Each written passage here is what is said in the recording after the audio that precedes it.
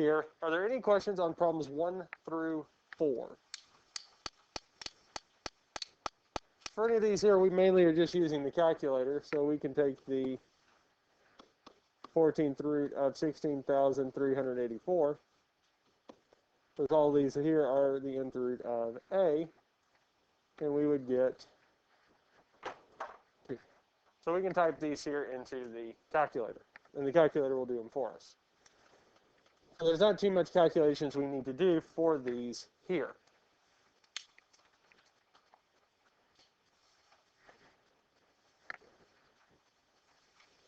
Any questions on 5 through 8, or one of these in particular that you all want to look at? Mm-hmm. Oh, I have a question. Yes. Does it matter if we put it, the answers in fractional form? Either one works. Because you can put it in fractional form or decimal form. Either one of them will work just fine. Because 8 to the negative 2/3 would be 1/4. Because the negative would put it into the denominator, the cubed root of 8, because the 3 in the bottom of that exponential, or that fractional exponent, would mean we're taking the cubed root of 8, which would be 2, and if we square it, we would get 4.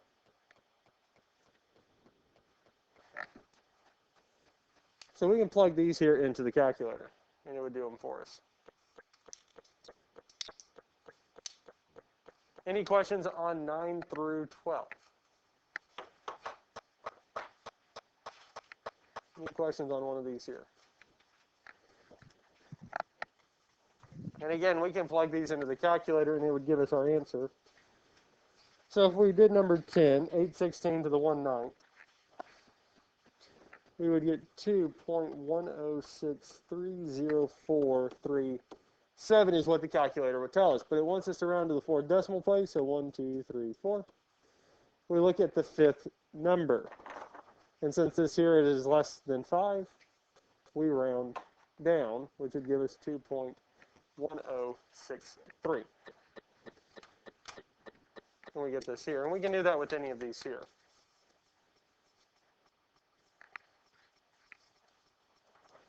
Okay, let's look at 13 through 16. So if we look at the first one here, 6 to the 3rd, 6 cubed to the 1/4. Now, one of the properties with exponents is that powers of powers multiply. So we can do 3 times 1/4, which would give us 6 to the 3/4. Because 3 times 1/4 would be 3/4.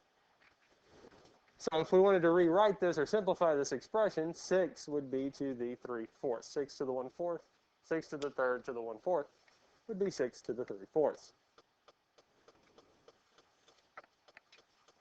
Now for number 14, there's a few things we need to do with this one here. We have 9/12 to the negative 3/4. Now one of the things we can do to start off with is we can simplify 9/12. Because it simplifies to 3/4, because 9 and 12 do have a greatest common factor of 3 that we can reduce this by. Now there's 2 different ways we can go about simplifying it from here. One of them is that we can simplify our and turn the, not simplify, but really we can change the exponent from negative to positive by flipping the fraction. But the other way we can do that is we can apply the negative 3/4 to both the numerator and denominator. Because whenever our quotient or power of a quotient property states that we can do this here, that we can apply the negative 3/4 to the numerator and to the denominator. But we need the exponents to be positive. So to make the 3 have a positive exponent, we move it from the numerator to the denominator. And the 4 would move from the denominator to the numerator. And that's as far as we can take it, because we can't really simplify 4 to the 3/4 or 3 to the 3/4 without turning it into a decimal. It does not simplify completely or fully. Because it ends up working out this is as simplified as it gets.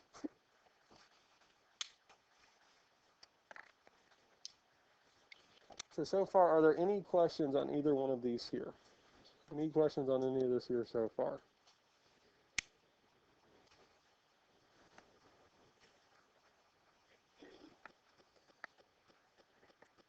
Okay. Well, let's look at 15. 15, it actually works out that this one we could have plugged into the calculator.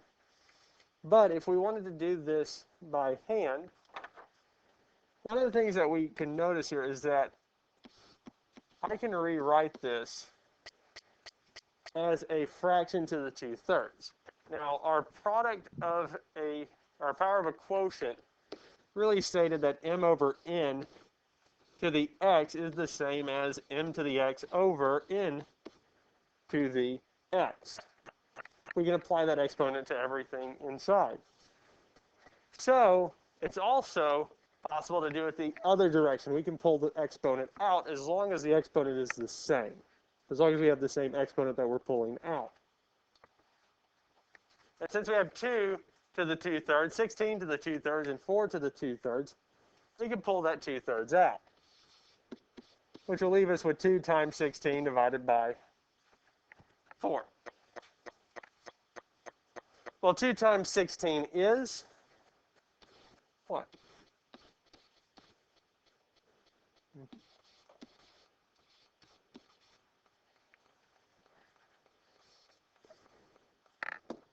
Now we can simplify 32 and 4 because 32 over 4 simplifies 2. 8.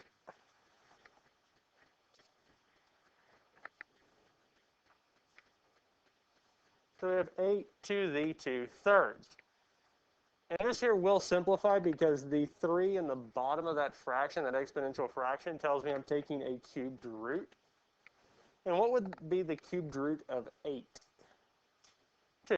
Because 2 to the 3rd is 8, so the cubed root of 8 is 2.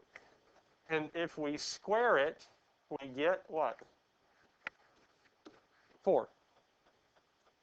We get 4.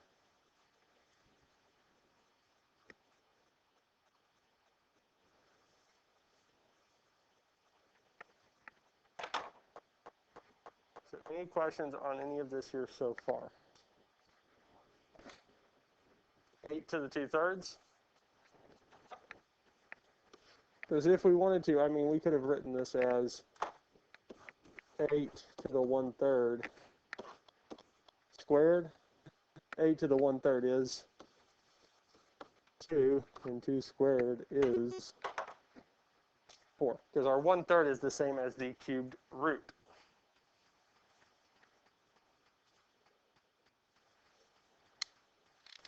And we could have also plugged 8 to the 2/3 in the calculator, and it would actually simplify it to 4 for us.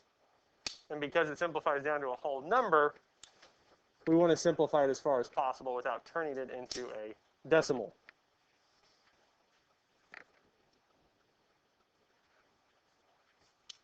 So any questions on any of this here so far?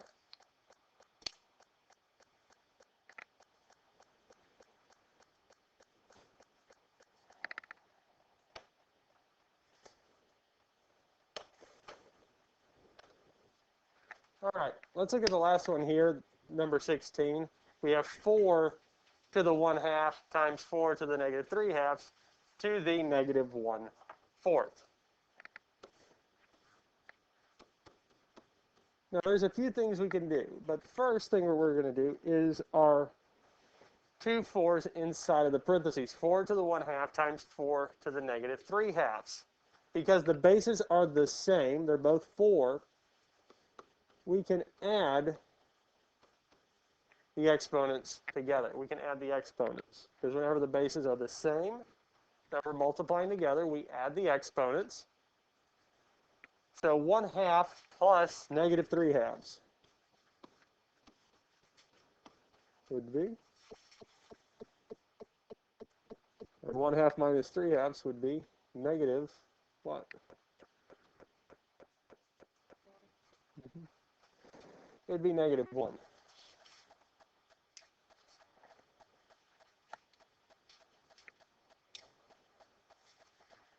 It would be negative 1.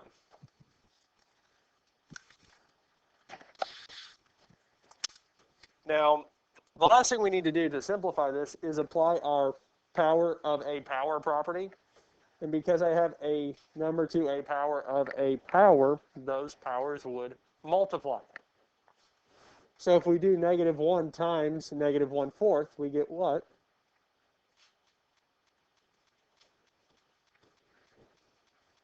It would be 1/4. I know that the answer key says 1/8, but I needed to change that. I just forgot to. Because at some point I did adjust this here. I changed it from, I think, probably 4 to the, what would that be, second.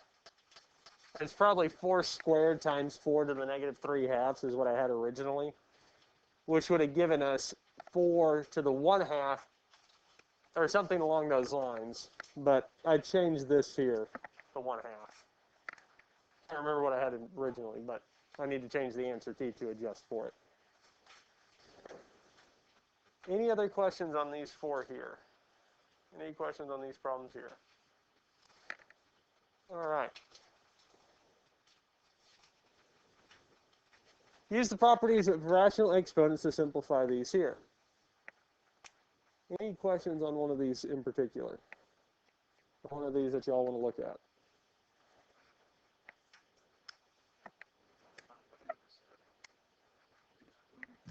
Well, we can do especially square roots. Square root of 2 times square root of 72. We can plug that into the calculator. And if we plug that in, we get 12. Because it works out that, well, square root of 2 doesn't simplify. But square root of 72 is 6 square root of 2, because 72 is 2 times 36. 36 is a perfect square. Because the square root of 36 is 6, but I can't take the square root of 2. Now we have the square root of 2 times the square root of 2, which would just be 2, and that gives us 12. So that works out nicely.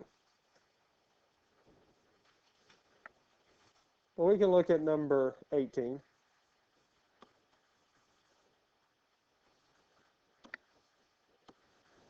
Now we can see if we can take the 5th root of 486. And I don't think we can.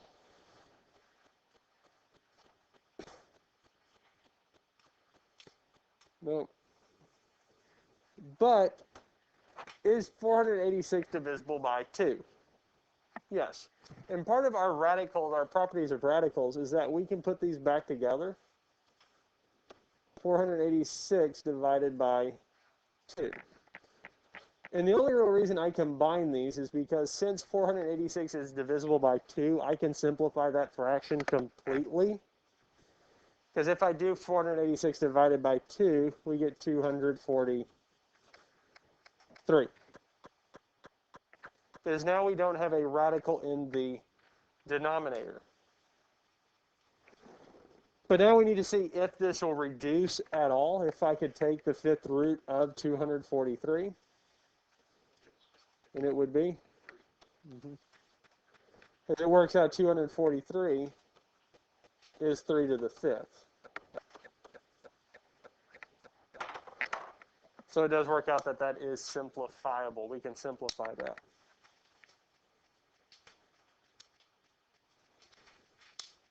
Any other questions on these here?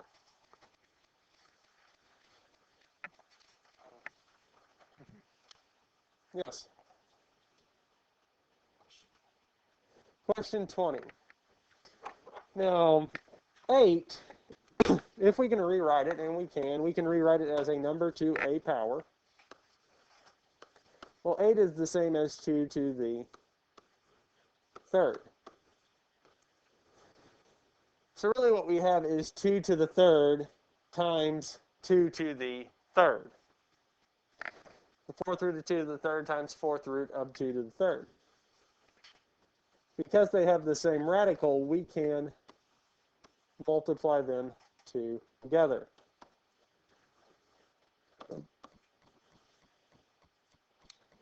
Now, whenever we multiply two things with like bases, we can add the exponents. So 3 plus 3 would be 6. Now, this is simplifiable. We can reduce this because the exponent is bigger than the root.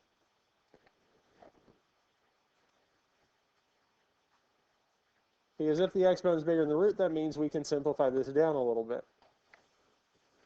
And it seems like we're going a little bit backwards, but I'm going to rewrite it this way so that we can see it this way. Because I know I put them together and now I split them back apart. But when I split them back apart this time, we do have 2 to the fourth and 2 squared. Well, the fourth root of 2 to the fourth would be what? 2, yes? Because I can take the fourth root of 2 to the fourth. Can I take the fourth root of 2 squared? Well, no. We could have it as the fourth root of 2.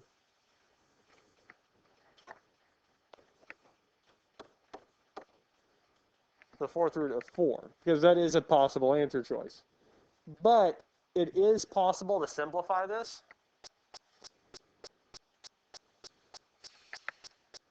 And let me show you this here. Because really what we're saying with this is that I have the fourth root of 2 to the 4 fourths times the fourth root of 2 to the 2 fourths. Because that's really, if we convert this over from radicals to rational exponents, we get this here. Now, just like we did before, 4 over 4 reduces to 1, yes? Does 2 over 4 reduce? It's 1/2, yes? So really, since this is 1/2, that's the same as the square root of 2.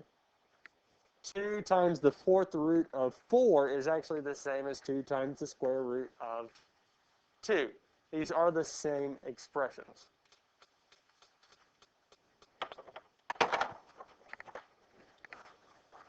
And on the test, I will take either one of those there. You just need to be able to provide me with one of them.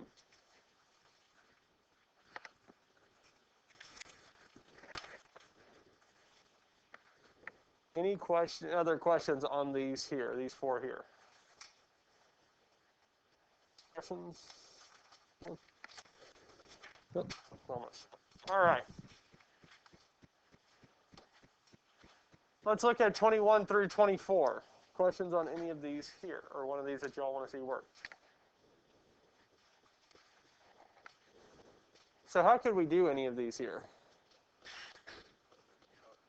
Yeah, the yellow calculator will do these just fine. Now, if we had to do these by hand, what we would do to simplify the radicals is we would multiply it by the reciprocal of the denominator. So we'll change the sign in between the two terms in the bottom of the fraction. So the square root of 3 minus the square root of 5, we would change it to the square root of 3 plus the square root of 5. And then we can multiply these together. Well, square root of 6 times the square root of 3 would be the square root of 18, because 6 times 3 is 18. Square root of 6 times square root of 5 would be plus the square root of 30. In the denominator, square root of 3 times the square root of 3 would be 3. Square root of 3 times square root of 5 would be plus the square root of 15. Negative 5 times square root of 3 would be minus the square root of 15. And negative square root of 5 times the square root of 5 would be negative 5, because our square root of 3 times the square root of 3 would be the square root of 3 squared, which would just give us 3. Square root of 5 times square root of 5 would be the square root of 5 squared, so that would just reduce to 5. Those would just simplify out. Now, it does work out, yes, that the middle terms in the denominator will cancel out because the square root of 15 minus the square root of 15 would be 0. So on top, we have the square root of 18 plus square root of 30 over negative 2. Now, I have a feeling most of y'all are looking at your calculator or the answers key and saying that this is not what it gives you, yes? Well, 18, is there a perfect square in 18? Does 18 have a perfect square as a factor? 9 times 2, yes? 9 is a perfect square. So I could simplify the square root of 18 to 3 square root of 2. 30, well, we have 3 times 10, 2 times 15, 4 doesn't go into it, and then 5 times 6. Well, none of those are perfect squares. And one of the reasons I knew that 30 wouldn't be a perfect square, but 18 would, is if we look back at the top, square root of 6, what are the factors, main factors of 6? 2 and 3, yes? What did I multiply it by to get 18? 3, yes? 6 already has a factor of 3. I just added a factor of 3. So will it have a perfect square? Yes. If its prime factorization, multiplied all the way out, has common terms of what we're multiplying it with, then we will most likely get a perfect square out of it. But because 5 is prime, 6 does not share anything with 5, 30 is not going to have any perfect squares in it, so it won't simplify. So we have this in the square root of 30 and 2. And I have a feeling that's not what the calculator or the back of the answer key has, correct? What the calculator has, and they probably are flipped, but it has something like this here, yes? Okay, now, because I know you all are so curious about this, well, essentially what they've done to get from there to there is they've taken this negative 1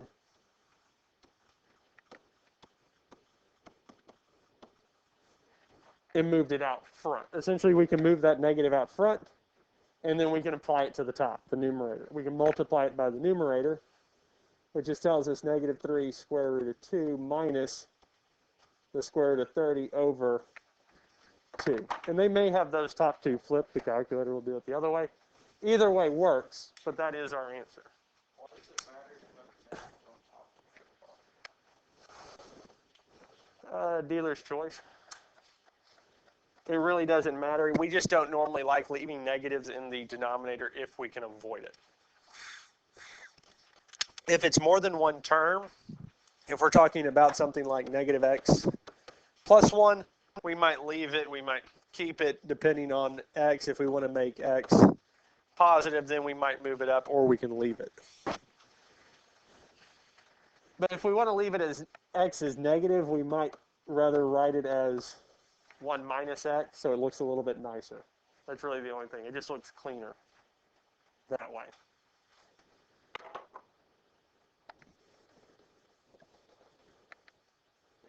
So any other questions on these here? Okay.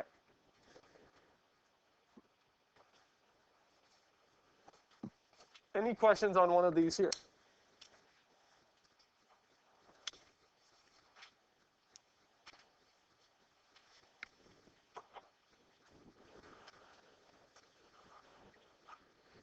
Luckily, the ones with the radicals, the yellow calculator, the TI-30XS, will do just fine, as long as the numbers don't get too big.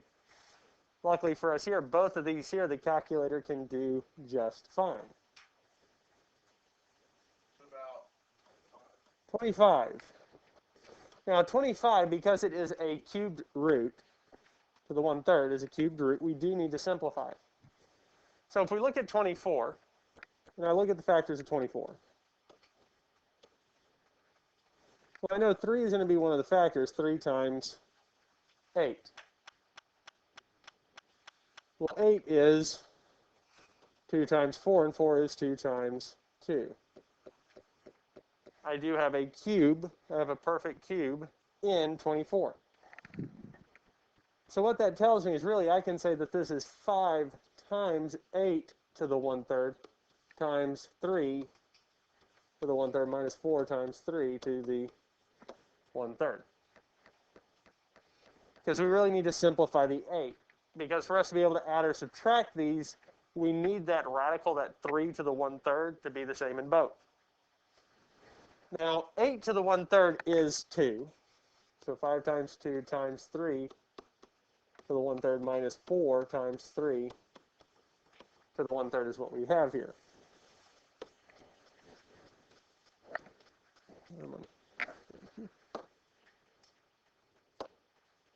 So we do need to simplify it a little bit, and then we can solve.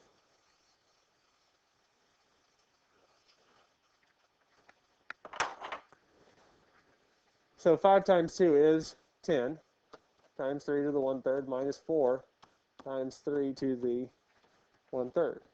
Well, 10 minus 4 is 6, so we have 6 times 3 to the 1/3. So with any of these here, we need to simplify those radicals, or our numbers, to the rational exponent so that we can have them be the same, and then we can add or subtract them.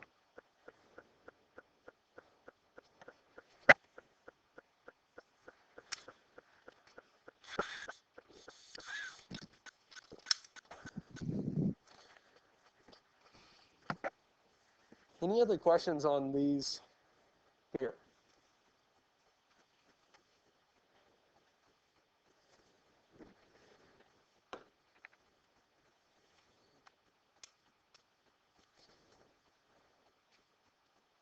What about 29. So we're wanting to take the 6th root of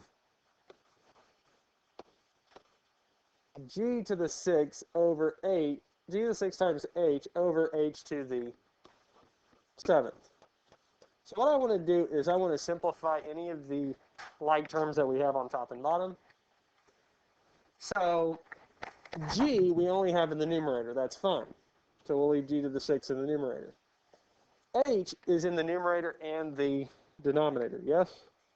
So one of the h's in the numerator will simplify with one of them in the denominator, leaving us with h to the 6 in the denominator.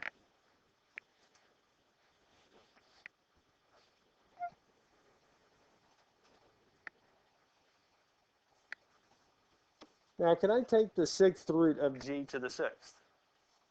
yes? Well, yes, the exponent and root match up, so that would give us what? G. Can I simplify h to the 6th in the denominator? Well, yes, it would be h. So our answer would be g over h. And that's all we would need to do for this here.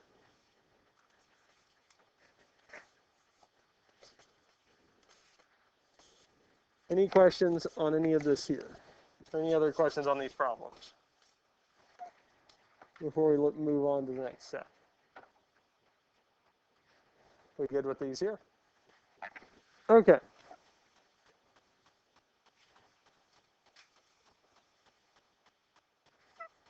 Why don't we look at these two here, doing f plus g of x, or f plus g of x, f minus g of x, f times g of x, and f divided by g of x.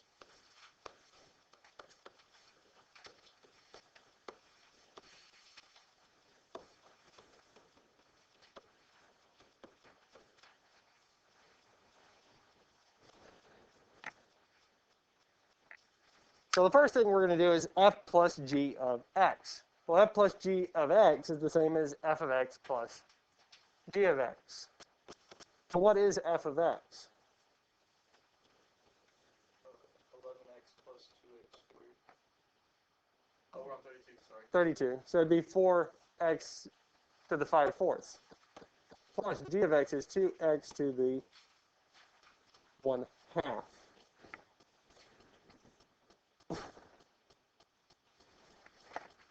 So we just went on and replaced f of x and g of x. So now we need to combine like terms. So what are our like terms?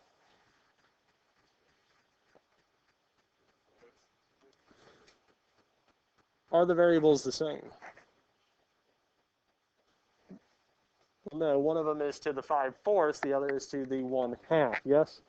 Because the 5/4 is really saying that we have 4x to the 1/4, or to the 4th root. Because if I wanted to rewrite this, we could rewrite it as 4x to the 4th root of x. This is the square root of x. So these two here are very different terms, which means we can't add them together. So that there is f plus g of x. We can't combine those terms. So we move on to g, f minus g of x, which would be our f of x minus g of x. And for us here, it'd be 4x to the 5/4 minus 2x to the 1/2. Now, can we subtract these two?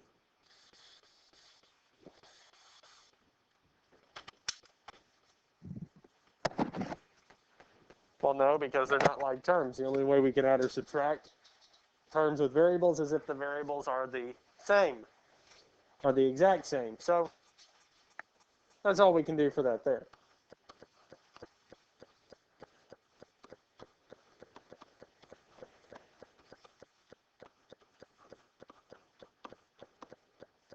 So really with here, the addition and subtraction, we're just rewriting them and adding like terms. Well, here we don't have any like terms because the variables are not the same.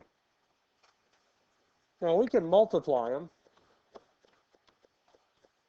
5/4 times 2x to the 1/2. Now we can do a little bit more with multiplication than we've been able to do with addition and subtraction. Because when we multiply these two, we can actually multiply the two together. Now 4 times 2 would give us 8x. Well, whenever we have like bases being multiplied together, we can add the exponents. So we would be adding 5/4 plus 1/2. So we'll have to add 5/4 and 1/2 together. And it would not give us 6/4 because the bases are not the same. We can't just add the numerators. We need to change it. And if we were to change 1/2 into fourths, it would be what? 2/4, and 5 plus 2 would give us 7. Now, we could have also done this in a calculator. You could do 5/4 plus 1/2 in a calculator, and it would tell us it's 7/4. It'll do that for us.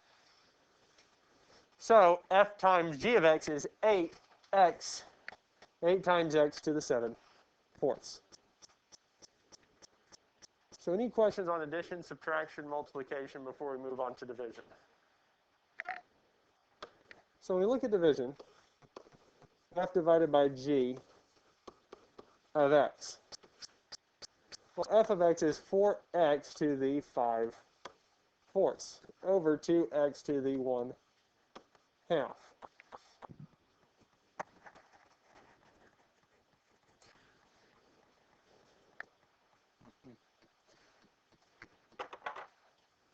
That's all one term.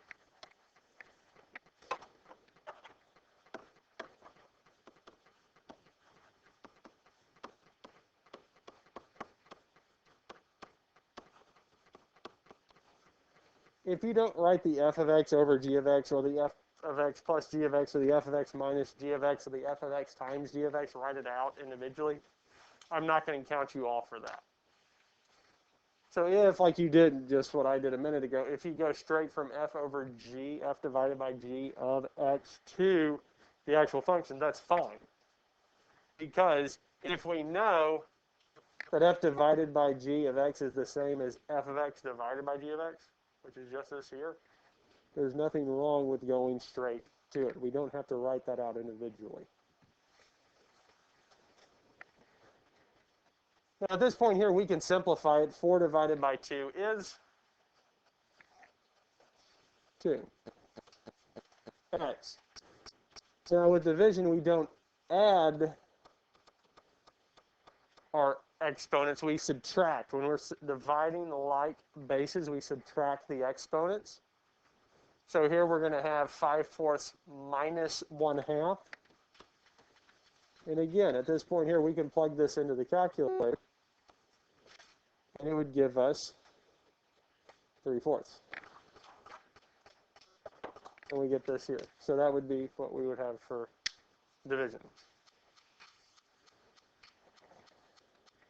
So any other questions on these here? F plus g of x, f minus g of x, f times g of x, or f divided by g of x? So are we good with these here? Yes. Do we want to look at the other one before we move on to the next type? What does it mean when it says round 2 decimal places? Small? No, I mean, take that part. I just don't see, where would you need to, where would you get decimals? Let me see. Isn't it all variables? Yeah, this here would be all variables. I think it would be more for the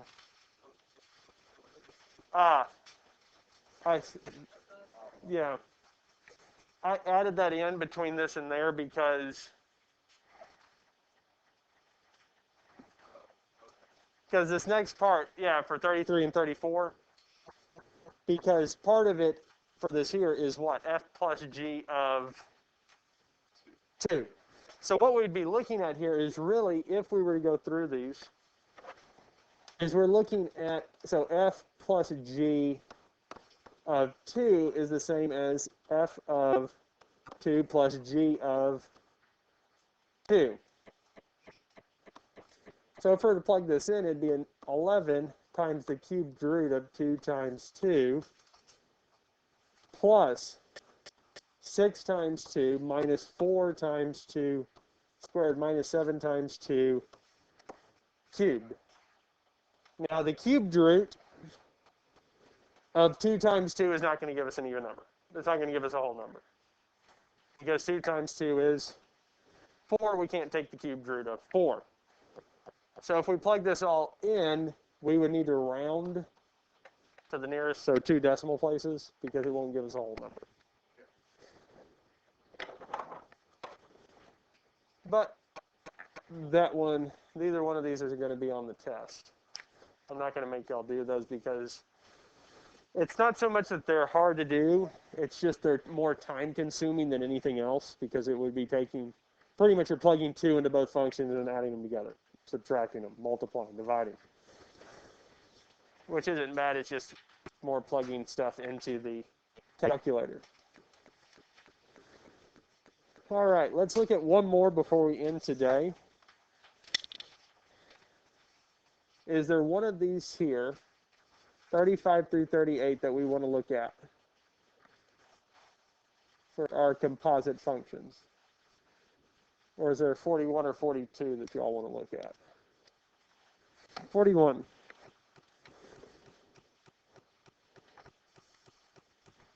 We'll look at it tomorrow, because that might take more than the time that we have. We'll look at 35 for today, and then we'll look at 41 first thing tomorrow. Now, whenever we work these composite functions, we always work from the inside out. So we're going to first off plug x into g of x. Well, if I plug x into g of x, I'm just going to get 2x, negative 2x plus 5. It really doesn't change anything because we're plugging x in place of x. But it will change something for the next part, because now I'm plugging negative 2x plus 5 into f of x. I'm replacing x with negative 2x plus 5. So every place where there's an x in f of x, I'm replacing it with negative 2x plus 5. So I have 7 times negative 2x plus 5 minus 2. If we replace the x, where it used to be 7x, it's now 7 times negative 2x plus 5. Now at this point here, we can distribute the 7. 7 times negative 2 would be negative 14x. 7 times positive 5 would be plus 35 minus 2. And this here would give us negative 14x plus 33. So for this here, f of g of x is negative 14x plus 33. So any other questions on this here? We good with this one here? And